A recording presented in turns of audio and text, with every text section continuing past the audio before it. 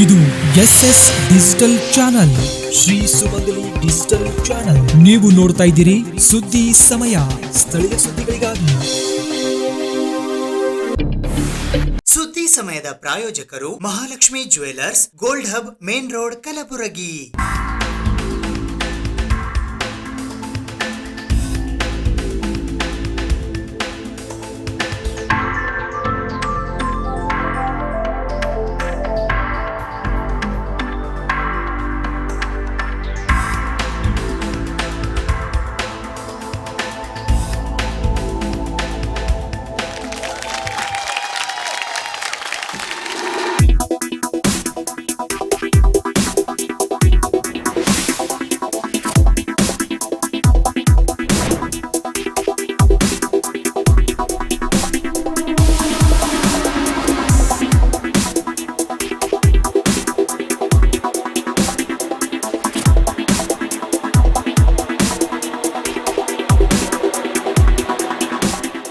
Mahalakshmi jewellers, gold hub, main road, Gulbarga.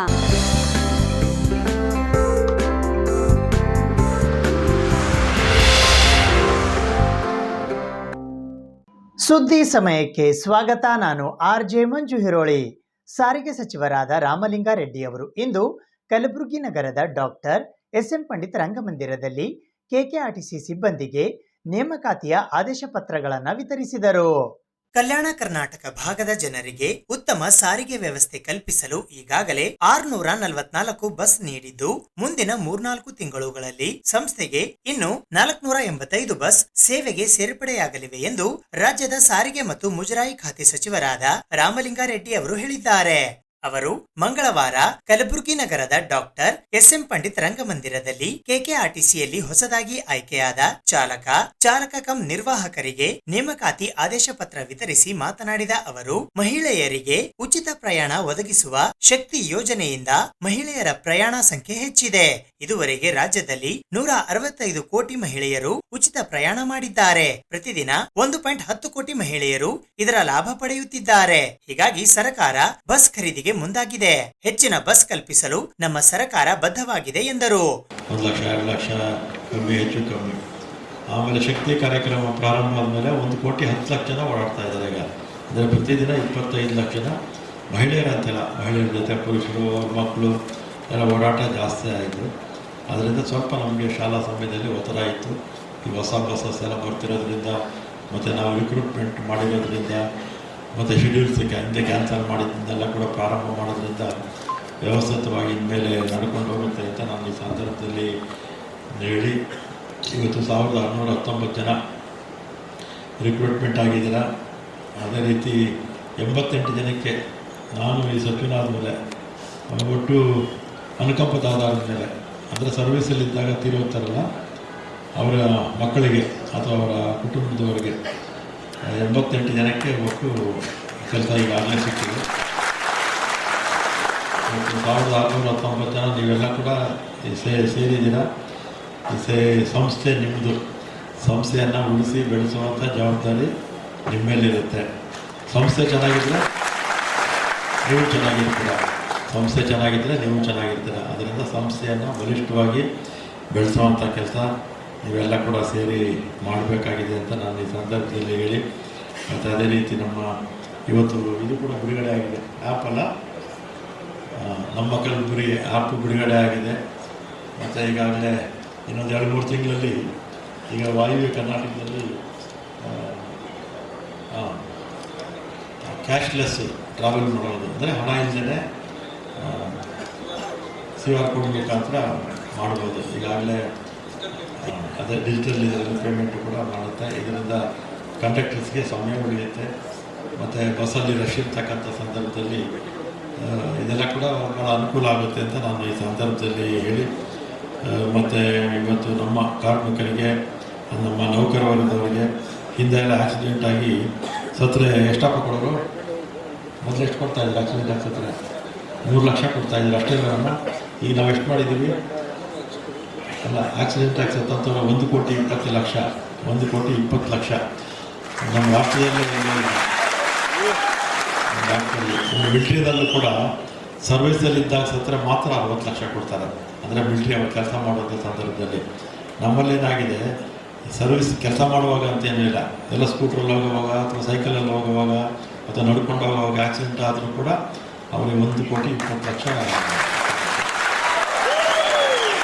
ಮತ್ತು ಅಂಗವಿಕಲರಾದರೆ 1 ಕೋಟಿ ಅಲ್ವೇನಮ್ಮ, 1 ಕೋಟಿ ಬರುತ್ತೆ.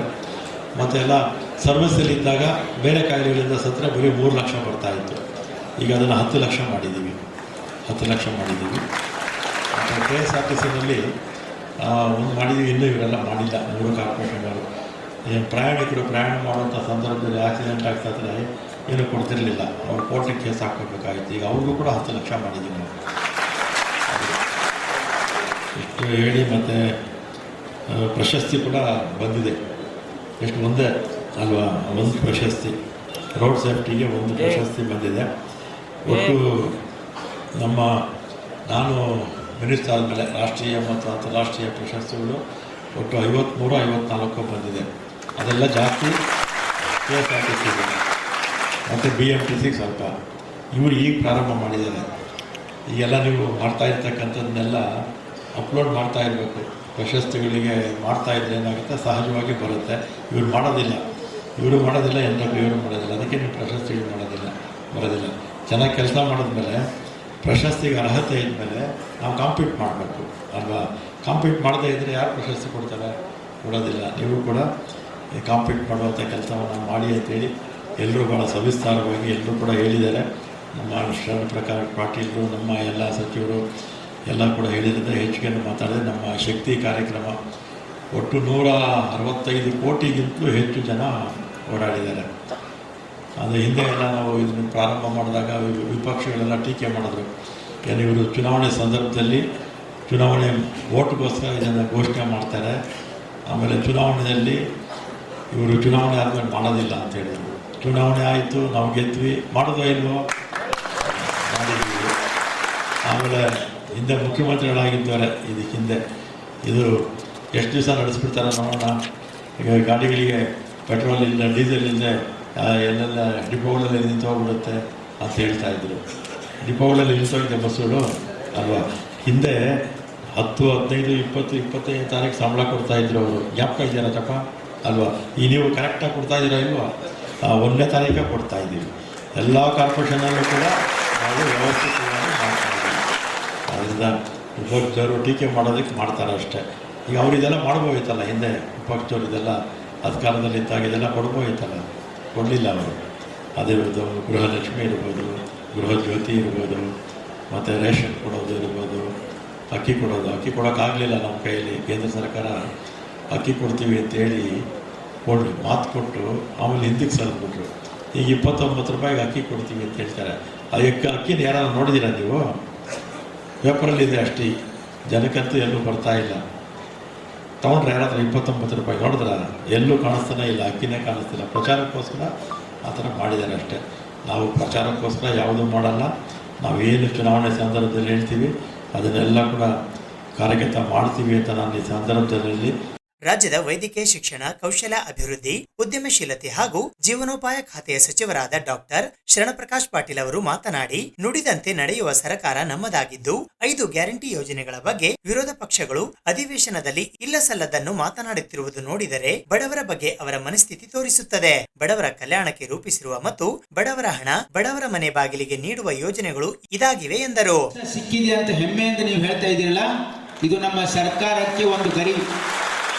ನಮ್ಮ ಸರ್ಕಾರ ಪಾರದರ್ಶಕತೆ, ಪ್ರಾಮಾಣಿಕತೆ ಮತ್ತು ಸಾರ್ವಜನಿಕ ಏನೋ ಅಪಾಯಿಂಟ್ಮೆಂಟ್ಸ್ ಅಲ್ಲಿ ಯಾವುದೇ ಒಂದು ನಿಷ್ಕಳಂಕವಾಗಿ ಇವತ್ತು ಏನು ವ್ಯವಸ್ಥೆ ನಡೆಸ್ತಾ ಇದೆಯಲ್ಲ, ಇದು ನಮ್ಮ ಸರ್ಕಾರದ ಒಂದು ಹೆಗ್ಗಳಿಕೆ ಅಂತ ನಾನು ಹೇಳ್ಬೋದು.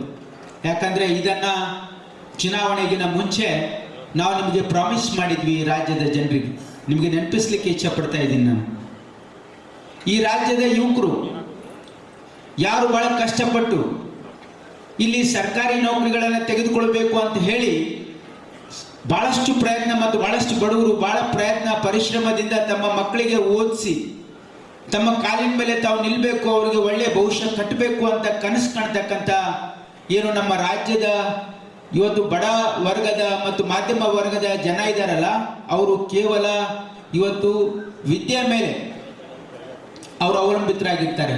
ನಮ್ಮ ಮಕ್ಕಳಿಗೆ ಒಳ್ಳೆಯ ವಿದ್ಯಾಭ್ಯಾಸ ಕೊಡಿಸಿದ್ರೆ ಅವ್ರು ಒಳ್ಳೆಯ ರೀತಿಯಿಂದ ಓದಿ ಅವ್ರಿಗೆ ನೌಕರಿ ಸಿಗ್ತದೆ, ಅವರ ಭವಿಷ್ಯ ಉಜ್ವಲ ಆಗ್ತದೆ ಅಂತ ಕನಸವನ್ನು ಕಟ್ಕೊಂಡಿರ್ತಕ್ಕಂಥದ್ದು.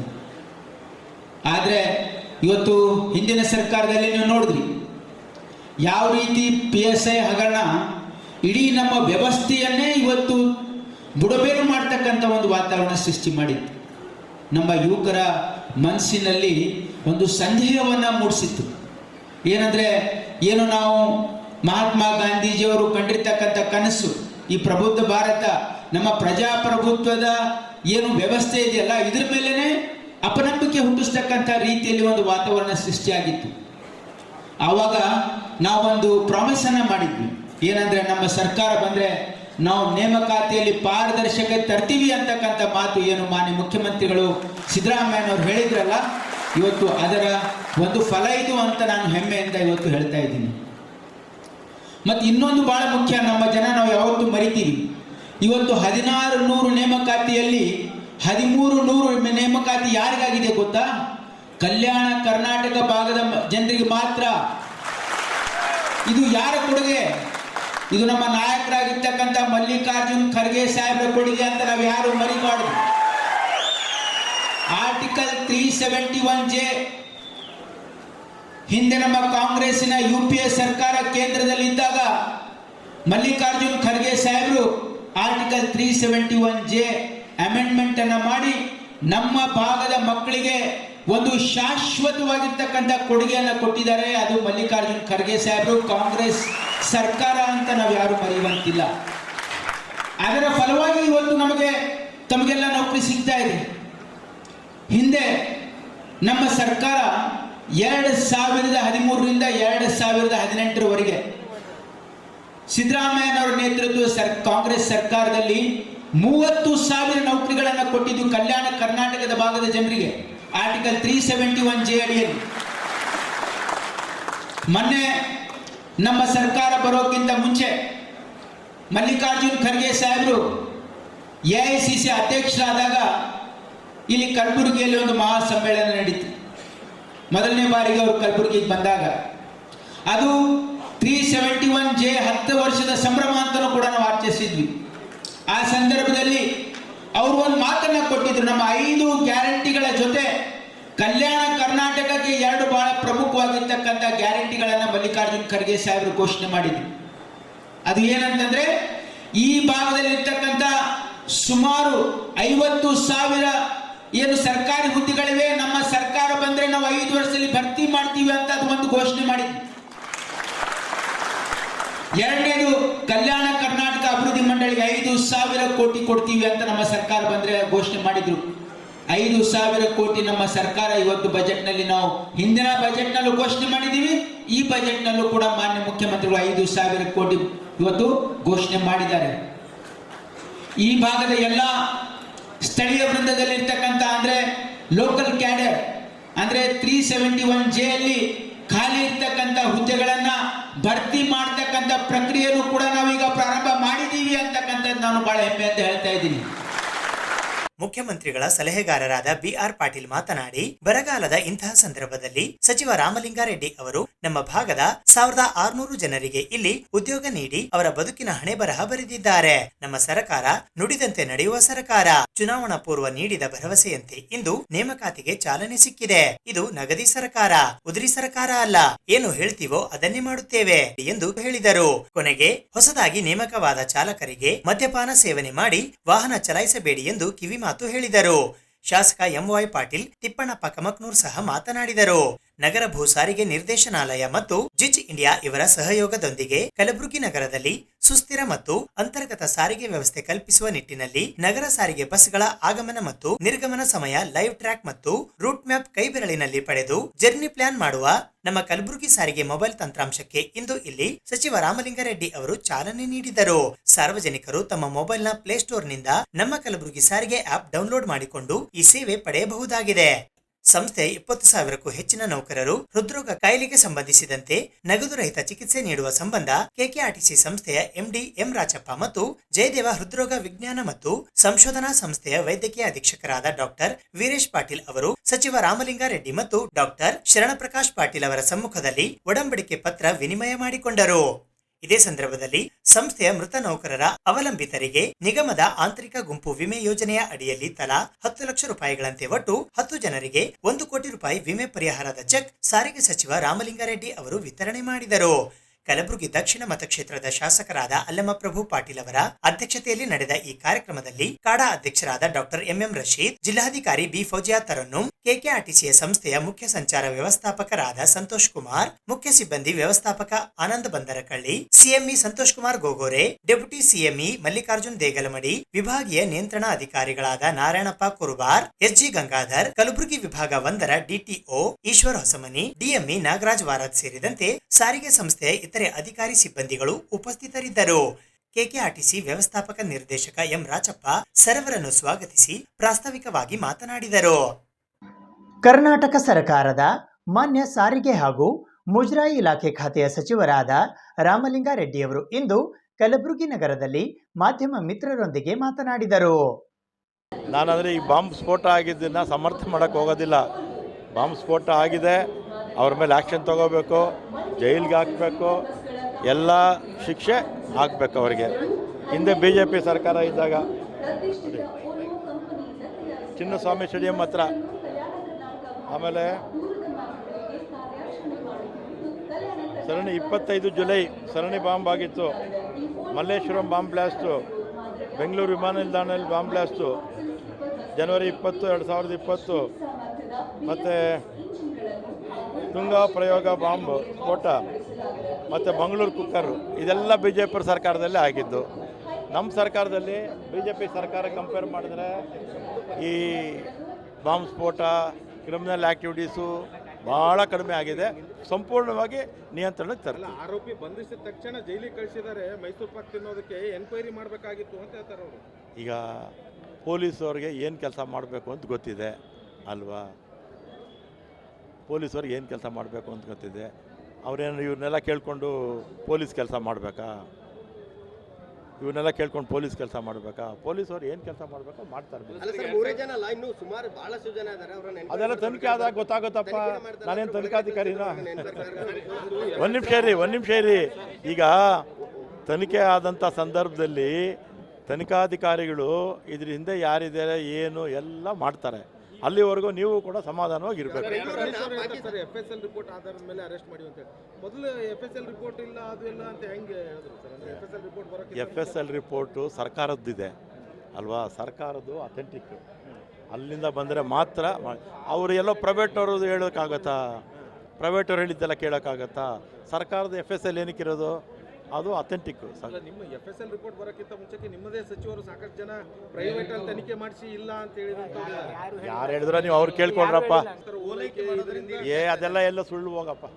ಅಲ್ಪಸಂಖ್ಯಾತರು, ನಾವು ಬಹುಸಂಖ್ಯಾತರು, ಅಲ್ಪಸಂಖ್ಯಾತರು, ದೇಶದಲ್ಲಿರ್ತಕ್ಕಂಥ ಜನ ಎಲ್ಲ ಒಂದೇ ಅಂತ ಹೇಳೋರು ನಾವು ಅಲ್ವಾ. ಅವರು ಓಟ್ಗೋಸ್ಕರ ಇದನ್ನೆಲ್ಲ ಕೂಡ ಡಿವೈಡ್ ಮಾಡ್ತಾರೆ ಜನರನ್ನ. ನೀವೇ ಮಾಡ್ತಾ ಇರೋದು? ನಾವು ಮಾಡ್ತಿಲ್ಲಪ್ಪ, ನಾವು ಯಾವುದು ಮಾಡೋಕ್ಕೆ ಹೋಗ್ತಿಲ್ಲ. ನಮಗೆ BJP ಥರ ಸುಳ್ಳು ಹೇಳೋಕ್ಕೆ ಬರಲ್ಲ. ನಾವೆಲ್ಲ ಮಹಾತ್ಮ ಗಾಂಧಿ ಫಾಲೋಯರ್ಸು. ಆ BJP ಅವರು ಆ ಸುಳ್ಳು ಹೇಳೋದೇ ಅವರು ಇದು ಹುಟ್ಟುಗುಣ. ಅವ್ರಿಗೆ ತಿಂದು ಅನ್ನ ಜೀರ್ಣ ಆಗೋದಿಲ್ಲ ಸುಳ್ಳು ಹೇಳಲಿಲ್ಲ ಅಂದರೆ. ಸುಮ್ಮನೆ ನಿಮಗೂ ಮಾಧ್ಯಮದವ್ರಿಗೂ ಸುಳ್ಳು ಹೇಳ್ತಾ ಇರ್ತಾರೆ, ನೀವು ಅದನ್ನು ತೋರಿಸ್ತಾ ಇರ್ತೀರಾ, ಅವ್ರು ತಿರುಗಿ ಇನ್ನೊಂದು ಸುಳ್ಳು ಹೇಳ್ತಾ ಇರ್ತಾರೆ. ಸರಿಗೆ 2022 ಮಂಡ್ಯದಲ್ಲೂ ಕೂಡ BJP ಘೋಷಣೆ ಯಾರು ಕೂಗಿದ್ದಾರೆ ಅವ್ರಿಗೆ ಅರೆಸ್ಟು ಮಾಡಿದ್ದಾರೆ. ಅವ್ರಿಗೆ ಶಿಕ್ಷೆ ಆಗಬೇಕು, ತ್ವರಿತಗತಿನಲ್ಲಿ ಶಿಕ್ಷೆ ಆಗಬೇಕು. ಯಾಕಂದರೆ ಇನ್ನೊಮ್ಮೆ ಇನ್ನೊಬ್ಬರು ಶಿಕ್ಷೆ ಆದರೆ ಬೇರೆಯವರು ಕೂಡ ಕೂಗೋದಿಲ್ಲ. ತಪ್ಪು ಯಾರೇ ಮಾಡಿದ್ರು ತಪ್ಪು, ಅವ್ರಿಗೆ ಶಿಕ್ಷೆ ಆಗಬೇಕು. ನಾನೇನು ಹೇಳಿದ್ನಾ? ಈಗ ಸದನದಲ್ಲಿ ಚರ್ಚೆ ಮಾಡಿದಾಗ ಕೂಡ ಹೇಳಿದರು. ಈಗ ಒಂದು ಕೆಲವರಿಗೆ ಆ ರೀತಿ ಮಾಹಿತಿ ಸಿಕ್ಕಿರುತ್ತೆ ಅಲ್ವಾ. ಒಂದು FSL ರಿಪೋರ್ಟ್ ಬಂದಿದೆ. FSL ರಿಪೋರ್ಟ್ ಪ್ರಕಾರ ಘೋಷಣೆ ಕೂಗಿದ್ದಾರೆ ಅಂತ ಆಗಿದೆ. ಇವತ್ತು ಅರೆಸ್ಟು ಮಾಡಿದ್ದಾರೆ, ಶಿಕ್ಷೆನೂ ಆಗುತ್ತೆ, ಕಠಿಣ ಶಿಕ್ಷೆ ಆಗಲಿ ಅಂತ ನಾನು ಹೇಳ್ತೀನಿ.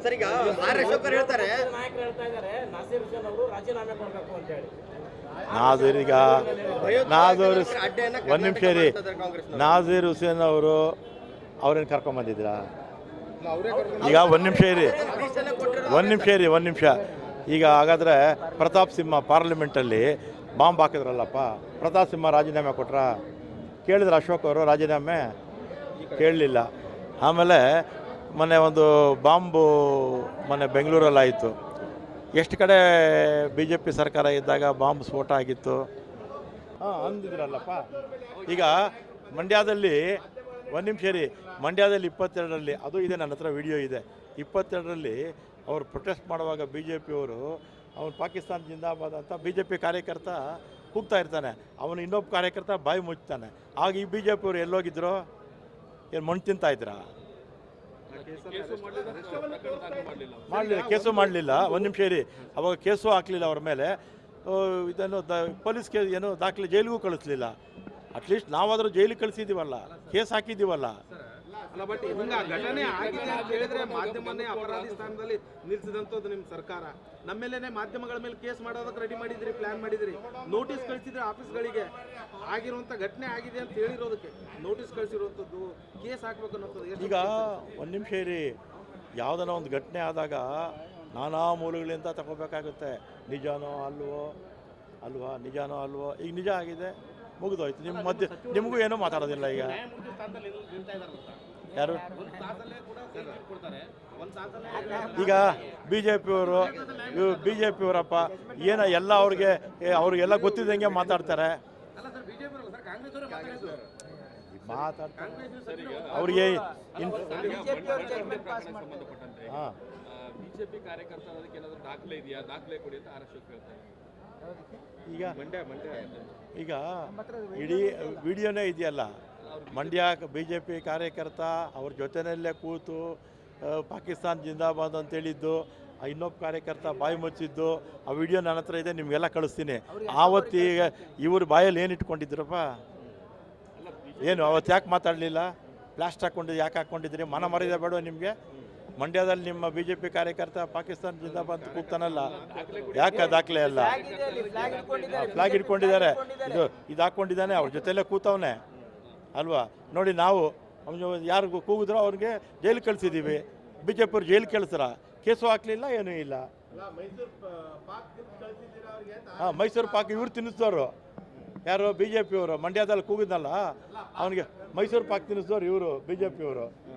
ಕರ್ನಾಟಕವನ್ನು ಭಯೋತ್ಪಾದಕ ತರಬೇತಿ ಕೇಂದ್ರ ಮಾಡಬೇಡಿ ಅವ್ರು ಮಾಡಿಟ್ಟು ಹೋಗಿದ್ರಪ್ಪ. ನಾವು ಅದನ್ನು ಈಗ ನಿರ್ನಾಮ ಮಾಡ್ತಾ ಇದ್ದೀವಿ. ಭಯೋತ್ಪಾದಕರ ಕೇಂದ್ರವನ್ನು ಮಾಡಿದ್ದು ಬಿ ಜೆ ಪಿಯವರು 4 ವರ್ಷದಲ್ಲಿ. ನಾವು ಅದನ್ನು ನಿರ್ಮೂಲನೆ ಮಾಡುವಂಥ ಕೆಲಸವನ್ನು ಮಾಡ್ತಾ ಇದ್ದೀವಿ. ನೀವು ಅದೆಲ್ಲ ಗೃಹ ಮಂತ್ರಿಗಳು ಕೇಳಬೇಕು, ಮಾಡ್ತಾರೆ ಎಲ್ಲ. ವಿಧಾನಸಭೆಯ ವಿರೋಧ ಪಕ್ಷದ ನಾಯಕರಾದ ಆರ್ ಅಶೋಕ್ ಅವರು ಇಂದು ಕಲಬುರಗಿ ನಗರದ 5ನೇ ಶಾಹಿ ಅತಿಥಿ ಗೃಹದಲ್ಲಿ ಸುದ್ದಿಗೋಷ್ಠಿಯನ್ನ ನಡೆಸಿದರು. ಕರ್ನಾಟಕ ಅಶಾಂತಿಯ ತೋಟವಾಗಿದೆ. ಇದರಲ್ಲಿ ದೇಶ ವಿರೋಧಿ ಚಟುವಟಿಕೆ ಹಾಗೂ ರಕ್ತದ ಕಲೆಗಳು ಕಾಣುತ್ತಿವೆ. ಕಲಬುರಗಿಯಲ್ಲಿ 15ಕ್ಕೂ ಹೆಚ್ಚು ರಾಜಕೀಯ ಪ್ರೇರಿತ ಕೊಲೆ ಆಗಿವೆ ಎಂದು ವಿಪಕ್ಷ ನಾಯಕ ಆರ್ ಅಶೋಕ್ ಅವರು ಗಂಭೀರ ಆರೋಪ ಮಾಡಿದ್ದಾರೆ. ಅವರು ಕಲಬುರಗಿ ನಗರದ 5ನೇ ಶಾಹಿ ಅತಿಥಿ ಗೃಹದ ಸಭಾಂಗಣದಲ್ಲಿ ಕರೆದಿದ್ದ ಸುದ್ದಿಗೋಷ್ಠಿಯಲ್ಲಿ ಮಾತನಾಡಿ, ಕಲಬುರಗಿ ಜಿಲ್ಲೆಯಲ್ಲಿ ಇತ್ತೀಚೆಗೆ 2 ಬಿಜೆಪಿ ಮುಖಂಡರ ಕೊಲೆ ವೈಯಕ್ತಿಕ ಕಾರಣಗಳಿಂದ ಆಗಿದೆ ಎಂದು ಬಿಂಬಿಸಲಾಗುತ್ತಿದೆ. ಆದರೆ ಈ 2 ಕೊಲೆಗಳು ರಾಜಕೀಯ ಪ್ರೇರಿತವಾಗಿವೆ. ನಿನ್ನೆ ನಾವು 2 ಕುಟುಂಬದವರನ್ನು ಹಾಗೂ ಎಸ್ಪಿ ಅವರನ್ನು ಕರೆದು ಚರ್ಚೆ ಮಾಡಿದ್ದೇವೆ. ಇನ್ನೊಂದು ತನಿಖೆ ನಡೆಸಲು ಮನವಿ ಮಾಡಿದ್ದು ಪೊಲೀಸರು ಸ್ಪಂದನೆ ನೀಡಿದ್ದಾರೆ ಎಂದು ಹೇಳಿದರು. ನಿನ್ನೆ 2 ದಿನದ ಹಿಂದೆ ಚಲುವರಾಯಸ್ವಾಮಿ ಅವರೆಲ್ಲ ಇದೆಲ್ಲ ಬಿಜೆಪಿಯರೇ ಕೂಗ್ಸಿರೋದು ಅಂತಂದ್ರು. ಈಗೇನು ಹೇಳ್ತೀರಾ ಕಾಂಗ್ರೆಸ್ ಅವರಿಗೆ? ಈಗ ಮಂತ್ರಿಗಳೆಲ್ಲ ಸ್ಟೇಟ್ಮೆಂಟ್ ಕೊಟ್ಟಿದ್ರಲ್ಲ, ಪ್ರಿಯಾಂಕಾ ಖರ್ಗೆ ಅವರು, ಚಲುವರಾಯಸ್ವಾಮಿ ಅವರು, ಈ ಥರ ಭಾಳಷ್ಟು ಜನ ಮಂತ್ರಿಗಳು ಹೇಳಿಕೆಯನ್ನು ಕೊಟ್ಟಿದ್ರು, ಕೂಗೇ ಇಲ್ಲ ಅಂತೇಳಿ. ಈಗ ನಿಮ್ಮ ಧ್ವನಿ ಯಾಕೆ ಅಡಗೋಗ್ಬಿಟ್ಟಿದೆಯಲ್ಲ? ಇಷ್ಟು ದಿನ ನಾವೆಲ್ಲರೂ ಕೂಡ ಭಾರತ್ ಮಾತಾ ಕಿ ಜೈ ಅಂತ ಇದ್ರಿ. ಈಗ ಕರ್ನಾಟಕದಲ್ಲಿ ಪಾಕಿಸ್ತಾನದ ಮಕ್ಕಳು ಉಟ್ಕೊಂಬಿಟ್ಟಿದ್ದಾರೆ. ಈಗ ಇಷ್ಟು ದಿನ ಭಾರತೀಯ ಮಕ್ಕಳು ಮಾತ್ರ ಇಲ್ಲಿ ಜನ್ಮ ತಾಳ್ತಾ ಇದ್ರು. ಈಗ ಇದು ಪಾಕಿಸ್ತಾನ ಮಕ್ಕಳು ಹುಟ್ಟುವಂಥದ್ದಕ್ಕೂ ಅಡ್ಡೆ ಆಗ್ಬಿಟ್ಟಿದೆ. ಇದು ಅವ್ರಿಗೂ ಇಲ್ಲಿ ಬರ್ತ್ ಸರ್ಟಿಫಿಕೇಟು ಎಲ್ಲ ಇಲ್ಲೇ ಕೊಡುವಂಥ ವ್ಯವಸ್ಥೆನೂ ಪಾಕಿಸ್ತಾನಕ್ಕೆ ಮಕ್ಕಳಿಗೂ ಆಗ್ತಾಯಿದೆ. ಈ ರೀತಿ ಘಟನೆಗಳಿಂದ ಕರ್ನಾಟಕ ಒಂದು ರೀತಿ ಬೆಂಗಳೂರು ಈ ಭಯೋತ್ಪಾದನಾ ಚಟುವಟಿಕೆಯಿಂದ ಜನ ತತ್ತರಿಸಿ ಹೋಗಿದ್ದಾರೆ. ಕಳೆದ 9 ತಿಂಗಳಿಂದ ಕಾನೂನು ವ್ಯವಸ್ಥೆ ಪೂರ್ತಿ ಕುಸಿದೋಗಿದೆ. ಬೆಳಗಾವಿ ಅಧಿವೇಶನದಲ್ಲಿ ಆ ಬೆತ್ತಲೆ ಪ್ರಕರಣ, ST ಮಹಿಳೆ, ಹಾವೇರಿಯಲ್ಲಿ ಗ್ಯಾಂಗ್ ರೇಪ್, 7 ಜನದ ಗ್ಯಾಂಗ್ ರೇಪ್ ಇರ್ಬೋದು, ವಿಧಾನಸೌಧ ಮತ್ತು ರಾಮೇಶ್ವರ ಕೆಫೆ, ಈ ಥರದ್ದು ಇನ್ನೂ ಕೊಲೆಗಳು, ಗುಲ್ಬರ್ಗಲ್ಲಿ ಆಗ್ತಾ ಇರೋವಂಥ ರಾಜಕೀಯ ಕೊಲೆಗಳು, ಇವೆಲ್ಲವನ್ನು ನೋಡ್ತಾ ಇದ್ದರೆ ಕರ್ನಾಟಕದಲ್ಲಿ ಕಾನೂನು ಸುವ್ಯವಸ್ಥೆ ಇದೆಯೋ ಇಲ್ಲೋ ಅನ್ನೋ ಅಷ್ಟು ಹದಗೆಟ್ಟಿರೋವಂಥದ್ದು ಕಾಣ್ತಾ ಇದೆ. ಈಗ ಪದೇ ಪದೇ ಕಾಂಗ್ರೆಸ್ ಅವರು ಹೇಳ್ತಾ ಇರೋವಂಥದ್ದು, ಕುಕ್ಕರ್ ಬಾಂಬ್ ಆದಾಗೂ ಕೂಡ ಅವರು ಅಮಾಯಕರು ಅಂತ ಹೇಳಿದ್ರು, ಮತ್ತು ನಮ್ಮ ಬ್ರದರ್ಸ್ ಅಂತ ಹೇಳಿದ್ರು. ಆಮೇಲೆ ಅವರು ದೇಶದ್ರೋಹಿಗಳು ಅಂತ ಈಗ ಜೈಲಲ್ಲಿದ್ದಾರೆ. ಅದಾದಮೇಲೆ ಇದು ವಿಧಾನಸೌಧದಲ್ಲೂ ಕೂಡ ಕೂಗೇ ಇಲ್ಲ, ಆ ಥರದವ್ರು ಯಾರೂ ಇಲ್ಲೇ ಇಲ್ಲ ಕಾಂಗ್ರೆಸ್ ಪಾರ್ಟಿ ಅಂತ. ಈಗ ಕಾಂಗ್ರೆಸ್ ಕಾರ್ಯಕರ್ತರೇ ಕೂಗಿರೋದು, ಇದು ಪ್ರೂವ್ ಆಯಿತು. ನೆಕ್ಸ್ಟ್ ಇರೋವಂಥದ್ದು ರಾಮೇಶ್ವರ ಕೆಫೆನ ಕಾಂಗ್ರೆಸ್ ಅವರು ಮೊದಲೇ ಹೇಳ್ಬಿಟ್ರು, ಇದು ಬಿಸ್ನೆಸ್ ರೈವಲ್ರಿ ಇದು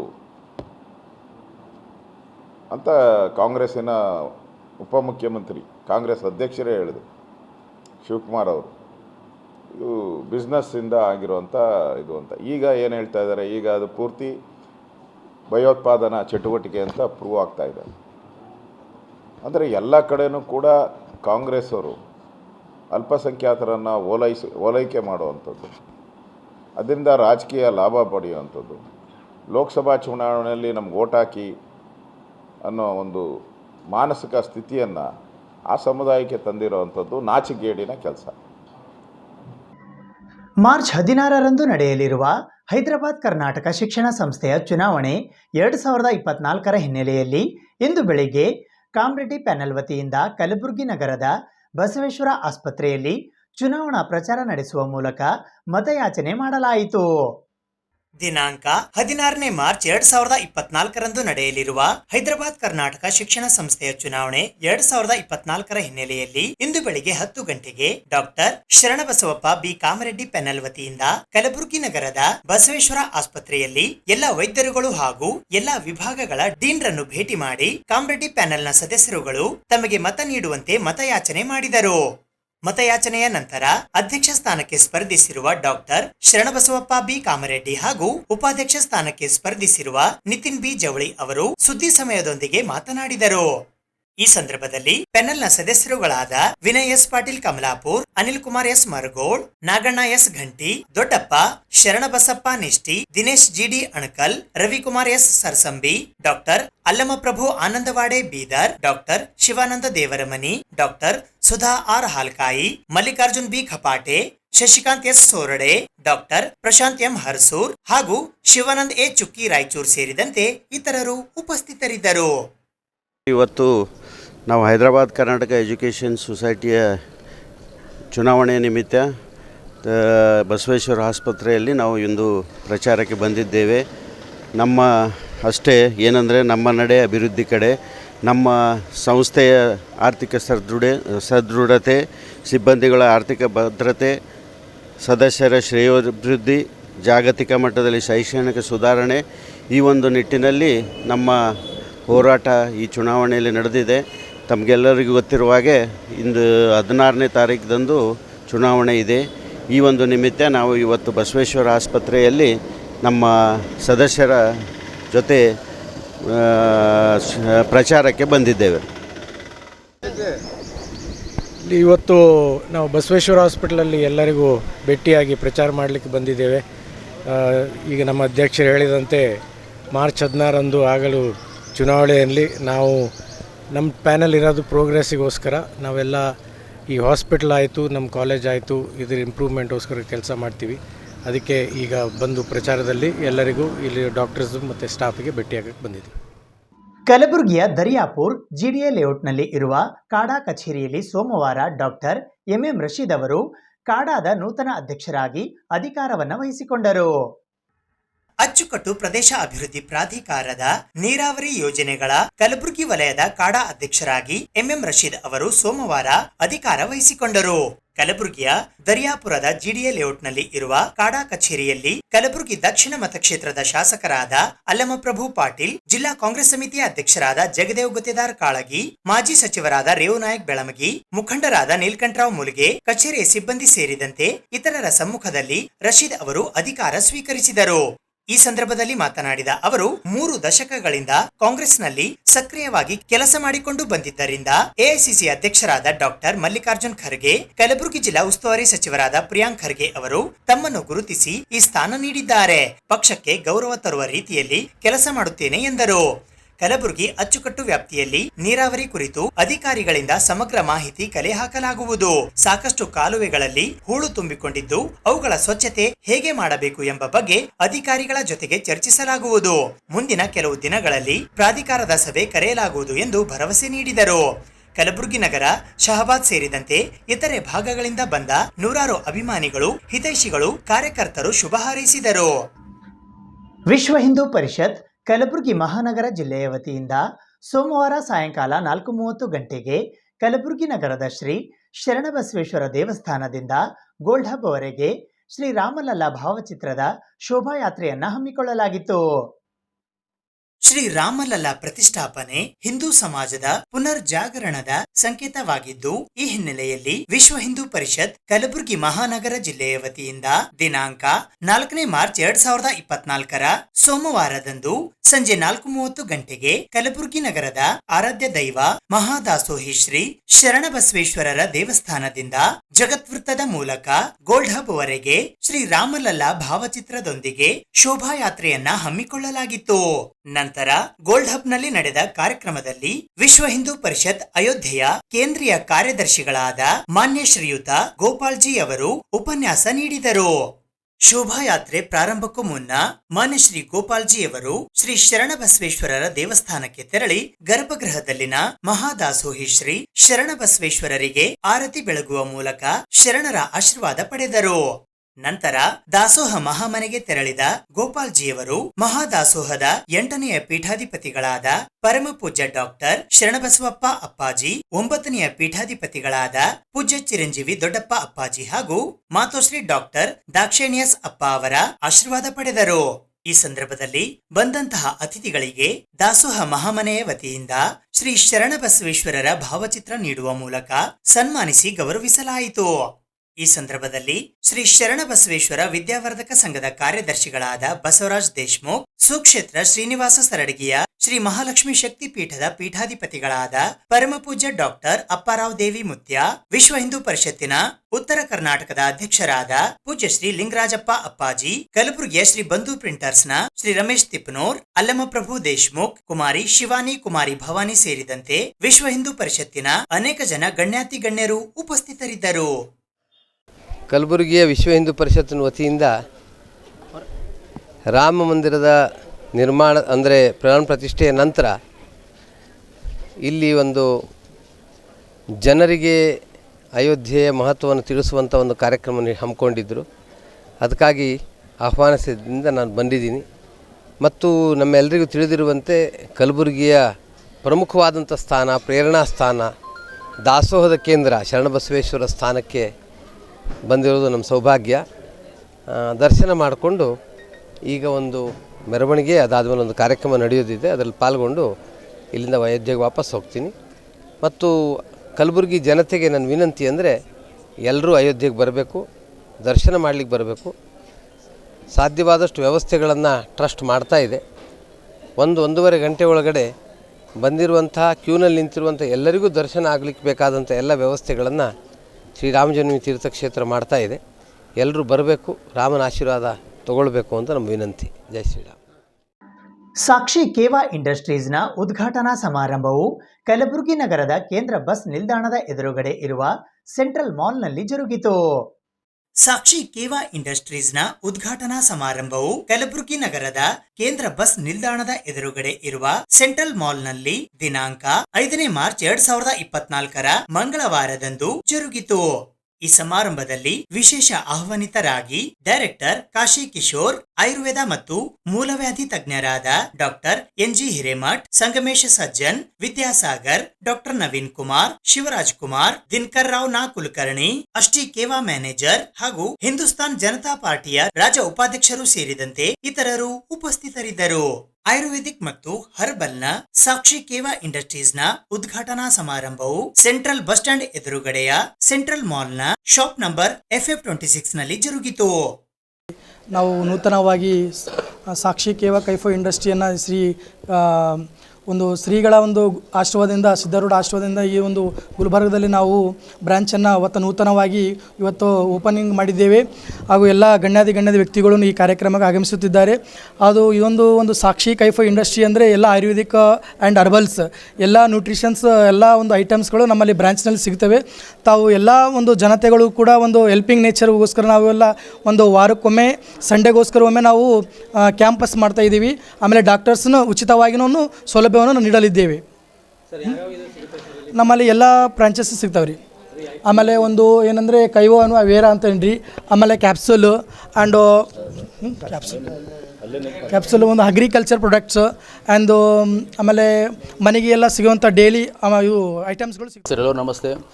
ಕಂಪ್ನಿ ಕೇವಾ ಇಂಡಸ್ಟ್ರೀಸ್ ಅಂತ ಆಲ್ಮೋಸ್ಟ್ ಆಲ್ ಜನರಿಗೆ ಏನೆಲ್ಲ ಒಂದು ಅವಶ್ಯಕತೆ ಪ್ರಾಡಕ್ಟ್ಸ್ ಬೇಕು, ಹೆಲ್ತ್ ಕೇರ್ ಇರ್ಬೋದು, ಅಗ್ರಿಕಲ್ಚರ್ ಇರ್ಬೋದು, ಡೈಲಿ ಯೂಸೇಜ್ ಇರ್ಬೋದು, ವೆಟರ್ನರಿ ಇರ್ಬೋದು, ಎಲ್ಲ ಥರದ ಪ್ರಾಡಕ್ಟ್ಸ್ ಕೂಡ ನಮ್ಮ ಒಂದು ಕಲಬುರಗಿನಲ್ಲಿ ಕೇವಾ ಬ್ರಾಂಚ್ ಓಪನ್ ಆಗಿದೆ.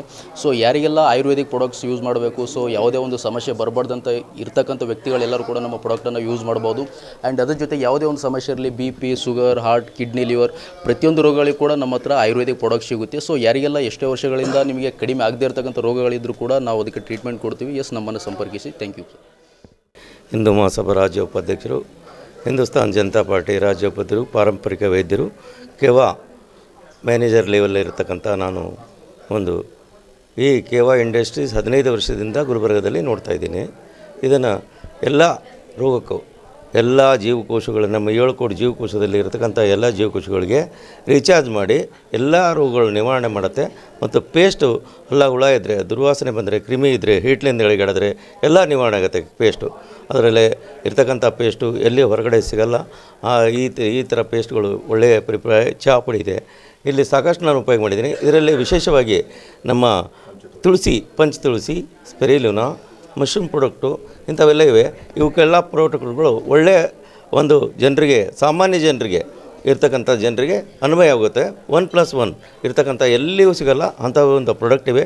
ಇದನ್ನು ಉಪಯೋಗ ಮಾಡೋದ್ರಿಂದ ಜನರಿಗೆ ಭಾಳ ಸಹಕಾರ ಆಗುತ್ತೆ, ಸಾಮಾನ್ಯವರೆಗೂ ಕೂಡ ಒಳ್ಳೆಯದಾಗುತ್ತೆ ಅಂತ ಹೇಳಿ, ಜೈ ಹಿಂದೂ ರಾಷ್ಟ್ರ, ಜೈ ಶ್ರೀರಾಮ್, ಬೋಲಭರತಂ ತಾಗಿ ಜೈ, ಒಂದೇ ಮಾತ್ರ.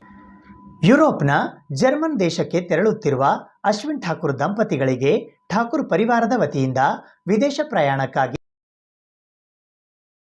ಕಲಬುರಗಿಯ ಗ್ರೀನ್ ಪಾರ್ಕ್ ನಿವಾಸಿಯಾದಂತಹ ಠಾಕೂರ್ ಪರಿವಾರದ ಜಿತೇಂದ್ರ ಸಿಂಗ್ ಹಾಗೂ ಸುಮನ್ ಠಾಕೂರ್ ಅವರ ಚಿರಂಜೀವಿ ಎಂಜಿನಿಯರ್ ಅಶ್ವಿನ್ ಠಾಕೂರ್ ದಂಪತಿಗಳು ಯುರೋಪ್ನ ಜರ್ಮನ್ ದೇಶಕ್ಕೆ ಹೊರಟಿರುವ ಸಂದರ್ಭದಲ್ಲಿ ಠಾಕೂರ್ ಪರಿವಾರದ ವತಿಯಿಂದ ವಿದೇಶ ಪ್ರಯಾಣ ಸುಖಕರವಾಗಲಿ ಎಂದು ಶುಭ ಹಾರೈಸಲಾಯಿತು.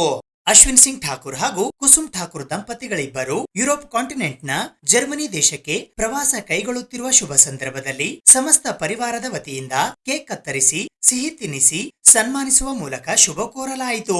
ಈ ಸಂದರ್ಭದಲ್ಲಿ ಅಶ್ವಿನ್ ಸಿಂಗ್ ರವರ ತಂದೆ ಜಿತೇಂದ್ರ ಸಿಂಗ್, ತಾಯಿ ಶ್ರೀಮತಿ ಸುಮನ್ ಠಾಕೂರ್, ರಣಧೀರ್ ಸಿಂಗ್ ರಜಪೂತ್, ಶ್ರೀಮತಿ ಪ್ರಿಯಾಂಕಾ, ಶ್ರೀಮತಿ ಸುಪ್ರಿಯಾ, ಪೃಥ್ವಿರಾಜ್ ಸಿಂಗ್, ಶ್ರೀಮತಿ ಸಂಗೀತಾ, ಅಮರ್ ಸಿಂಗ್, ಶ್ರೀಮತಿ ಸುನೀತಾ, ಸುರೇಶ್ ಸಿಂಗ್, ಶ್ರೀಮತಿ ಸಂತೋಷಿ, ಜಗನ್ನಾಥ್ ಸಿಂಗ್, ಶ್ರೀಮತಿ ರೂಪಾ, ಶ್ರೀಮತಿ ಮುನ್ನಿ, ಓಂ ಠಾಕೂರ್, ಕುಸುಮ್ ಠಾಕೂರ್ ಅವರ ಅಜ್ಜ ಅಜ್ಜಿ ಹಾಗೂ ತಂದೆ ತಾಯಿಗಳಾದ ಸಿದ್ದಯ್ಯ BS ಹಾಗೂ ಶ್ರೀಮತಿ ಶಾರದಮ್ಮ H, ಶ್ರೀ ಸತೀಶ್ ಗೌಡ, ಶ್ರೀಮತಿ ಗಂಗಾ, ಮೋಹನ್ BS ಹಾಗೂ ಶ್ರೀಮತಿ ರಮ್ಯಾ, ಸಂಗಪ್ಪ, ಶ್ರೀಮತಿ ರಜನಿ BS, ಕರ್ನಾಟಕ ಕಾರ್ಯನಿರತ ಪತ್ರಕರ್ತರ ಸಂಘದ ರಾಜ್ಯ ಉಪಾಧ್ಯಕ್ಷರಾದ ಭವಾನಿ ಸಿಂಗ್ ಠಾಕೂರ್ ಹಾಗೂ ಶ್ರೀಮತಿ ಮಂಜುಳಾ ಭವಾನಿ ಸಿಂಗ್ ಠಾಕೂರ್, ಭಿಕಮ್ ಸಿಂಗ್ ಠಾಕೂರ್, ಶ್ರೀಮತಿ ರಾಣಿ, ಶ್ರೀಮತಿ ರಾಜ್ಕುಮಾರಿ ಕಿಲ್ಲೇದಾರ್, ವೈಶಾಲಿ ಕಿಲ್ಲೇದಾರ್, ಕಾರ್ತಿಕ್ ಸಿಂಗ್ ಠಾಕೂರ್, ವಿನಾಯಕ್ ಸಿಂಗ್ ಠಾಕೂರ್, ನರೇಂದ್ರ ಸಿಂಗ್ ಠಾಕೂರ್, ರಾಜಶ್ರೀ ಠಾಕೂರ್ ಸೇರಿದಂತೆ ಠಾಕೂರ್ ಪರಿವಾರದ ಬಂಧು ಮಿತ್ರರು ಉಪಸ್ಥಿತರಿದ್ದರು.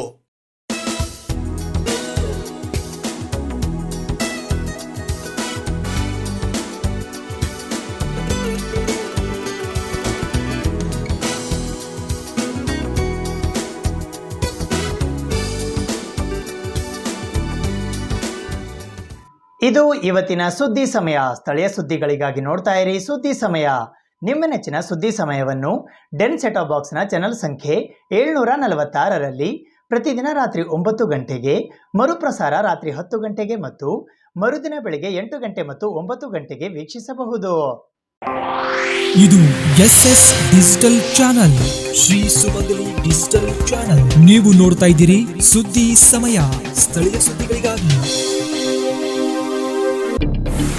ಸುದ್ದಿ ಸಮಯದ ಪ್ರಾಯೋಜಕರು Mahalakshmi jewellers, gold hub, main road, Kalaburagi.